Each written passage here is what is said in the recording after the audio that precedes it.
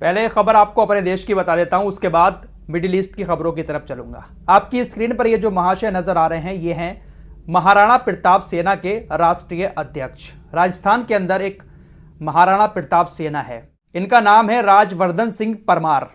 इन्होंने राजस्थान के नए मुख्यमंत्री जो बीजेपी की तरफ से बने हैं, भजन लाल शर्मा, उनको इन्होंने एक पत्र लिखा है। इन्होंने अपने पत्र में लिखा कि जो अजमेर दरगाह है, असल में वो दरगाह नहीं है बल्कि एक हिंदुओं का मंदिर है। इन्होंने कहा कि हमने पहले की जो सरकार थी अशोक गहलोत की, कांग्रेस की, वो हिंदू विरोधी सरकार थी। हमने उनसे भी कहा था कि इस दरगाह की जांच कराई जाए। ये मुसलमानों की दरगाह नहीं बल्कि हिंदुओं का एक बहुत पुराना मंदिर है।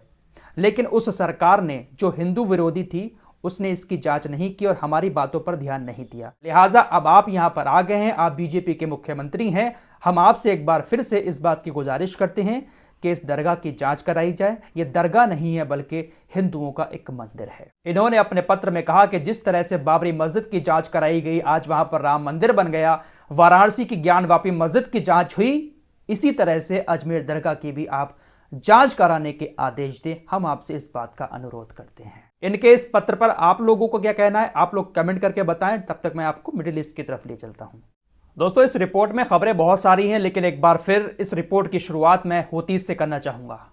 हो सकता है आप में से कुछ लोगों के दिमाग में यह बात आती हो कि फराज भाई, आप हर रिपोर्ट की शुरुआत हूतीस से ही क्यों करते हैं? रोजाना आप एक ना एक रिपोर्ट हूतीस को लेकर बनाते ही हैं।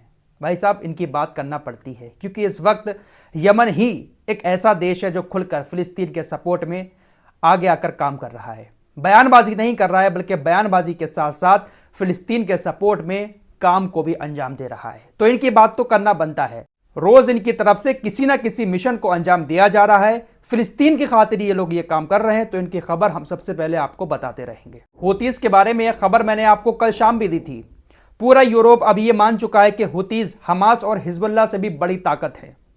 साथ ही साथ ब्रिटेन का जो युद्धपोत लाल सागर के अंदर मौजूद है, उसके पास इतनी ताकत नहीं है। यह खुद ब्रिटिश मीडिया बता रहा है कि वो हूतीस के ठिकानों पर जमीनी स्तर पर हमले कर पाए।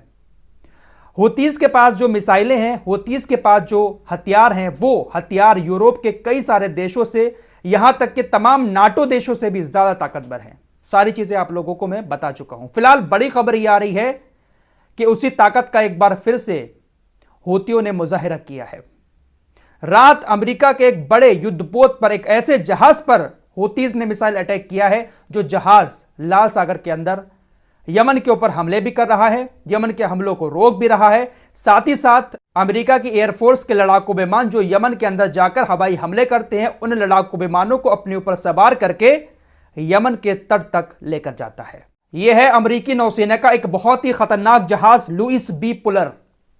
यह बहुत ज्यादा खतरनाक है और बहुत ज्यादा ताकतवर भी है। अपने ऊपर कई सारे लड़ाकू विमान को सवार एक बार में कर सकता है। अमेरिकी नौसेना का यह जहाज लाल सागर के अंदर इस वक्त मौजूद है और इसी जहाज पर टारगेट करके हूतीस ने मिसाइल अटैक किया है। यह कोई छोटी मोटी बात नहीं है। सुपर पावर अपने आप को कहता है अमेरिका। उसके युद्धपोत पर इतने तगड़े जहाज पर मिसाइल अटैक करना, हिम्मत चाहिए इसके लिए। हूतीस की तरफ से बयान आया कि हमने अमेरिका के इस जहाज को टारगेट किया क्योंकि यह जहाज हमारे देश पर हमले करने में शामिल है। अमेरिकी एयरफोर्स के जो लड़ाकू विमान यमन के अंदर जाते हैं, उन जहाजों को अपने ऊपर सवार करके ये तट तक ले जाता है यमन के। वहां से वो उड़कर यमन के ऊपर हमले करके दोबारा से इसी जहाज पर आकर लैंडिंग करते हैं। तो इस काम आ रहा है ये जहाज लाल सागर के अंदर। इसको टारगेट करके हूतीस ने मिसाइल अटैक किया। दोस्तों, यकीन मानो, ये सुपर पावर जो है ना, ये सिर्फ और सिर्फ अपने परमाणु हथियार के दम पर दुनिया को डराते हैं, वरना इनके पास कोई ऐसा हथियार नहीं है और ना ही इनकी सेना ऐसी है कि किसी के साथ आमने सामने से लड़ाई लड़ सके। सुबह आपको खबर दे चुका हूं कि जॉर्डन के अंदर अमेरिका के सैन्य अड्डे पर हमला हुआ है। इस हमले के बाद पूरा अमेरिका रो रहा है, पूरा यूरोप रो रहा है। सभी लोग इसकी निंदा कर रहे हैं कि अमेरिका के 3 सैनिकों को मार डाला। आपकी स्क्रीन पर ये इराक में सैयद अल शोहदा ब्रिगेड के महासचिव हैं, ये ईरानी कमांडर हैं। इनका बयान आया है कि अमेरिका के 3 सैनिक क्या मर गए कि सभी का दिल बैठ गया। यूरोप का भी दिल बैठ गया और अमेरिकियों का भी दिल बैठ गया। लेकिन गाजा के अंदर 1 लाख लोग मार दिए गए, घायल हो गए। घायल और मरे हुए लोगों को मिलाकर कहा है कि 1 लाख लोग ऐसे हैं जिनकी जिंदगियां बर्बाद हो गई, तबाह हो गई। उनके लिए किसी का दिल नहीं बैठा। लेकिन 3 अमेरिका के सैनिक क्या मर गए कि पूरे अमेरिका का दिल बैठ गया, पूरे यूरोप का दिल बैठ गया। इस हमले के बाद हमास का भी ऑफिशियली स्टेटमेंट आया। हमास ने कहा कि 3 अमेरिकी सैनिकों की हत्या से यह मैसेज मिलता है कि अगर गाजा में निर्दोषों की हत्या नहीं रुकी तो अमेरिका को पूरे इस्लामी राष्ट्र का सामना करना होगा। क्या वाकई में हमास की यह बात सच है? क्या पूरा इस्लामिक वर्ल्ड अमेरिका के खिलाफ कभी हो सकता है? यह तो एक मजाक है। इस्लामिक वर्ल्ड सिर्फ निंदा करने के लिए ही पैदा हुआ है। मुस्लिम लीग और ओआईसी इन दोनों की तरफ से निंदा की गई है जिन देशों ने फिलिस्तीन की फंडिंग रोकी है। यूएनआरडब्ल्यूए को जो फंडिंग मिलती थी, जिसका इस्तेमाल फिलिस्तीनी लोगों के लिए किया जाता था, सारी बात आपको पहले बता चुका हूं। उस फंडिंग के रोकने पर ओआईसी और मुस्लिम लीग निंदा करते हैं। दोस्तों, जस्ट अभी एक और खबर ब्रेक हो रही है कि ईरान मोसाद के 4 एजेंटों को और फांसी पर लटकाने वाला है। अभी पिछले महीने ही ईरान ने मोसाद के कुछ एजेंटों को फांसी पर लटकाया था। आज फिर घोषणा कर दी है कि इन 4 को फांसी पर लटकाया जाएगा। ईरान की तरफ से बताया गया है कि ये लोग 22 जुलाई को मोसाद के साथ जुड़े थे और ये अफ्रीका देशों से ट्रेनिंग लेकर इराकी जो कुर्दिस्तान है उसके जरिए ईरान के अंदर घुसे हैं। मोसाद के इन 4 एजेंटों का ईरान के अंदर आने का मकसद ईरानी रक्षा मंत्रालय की एक सुविधा को टारगेट करना था, लेकिन आईआरजीसी ने इनको गिरफ्तार करके जेल के अंदर डाल दिया था और अब इनको लटका दिया जाएगा। दोस्तों, लास्ट वीडियो में भी आपको बता चुका हूं कि अमेरिका अपने ऊपर हुए हमले का जिम्मेदार सीधे तौर पर ईरान को बता रहा है। संयुक्त राष्ट्र में आज ईरान ने कहा कि अमेरिका हमारे ऊपर ये जो आरोप लगा रहा है, इन आरोपों का हमसे कोई लेना देना नहीं है। ये सारे के सारे आरोप बेसलेस हैं। इराक या सीरिया के अंदर जो भी संगठन हैं और वो हमला करते हैं किसी के ऊपर, तो उससे पहले हमसे कुछ नहीं पूछते हैं। हमारा उनसे कोई लेना देना नहीं है। यही बात ईरान हुतीस को लेकर भी कहता है, हमास और हिजबुल्लाह को लेकर भी ईरान यही कहता है। ईरान बहुत बड़ा माइंड गेम खेल रहा है। ईरान कहता है दिखाओ हमारे खिलाफ कोई सबूत कि हमने हमला किया है, जबकि पूरा हाथ कहीं ना कहीं हर हमले के पीछे ईरान का ही है।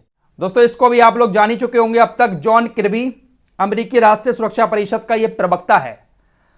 यार, इसने कहा है कि गाजा के अंदर जितने भी सिविलियंस मारे गए हैं वो सिविलियंस जानबूझकर इजराइल ने नहीं मारे हैं।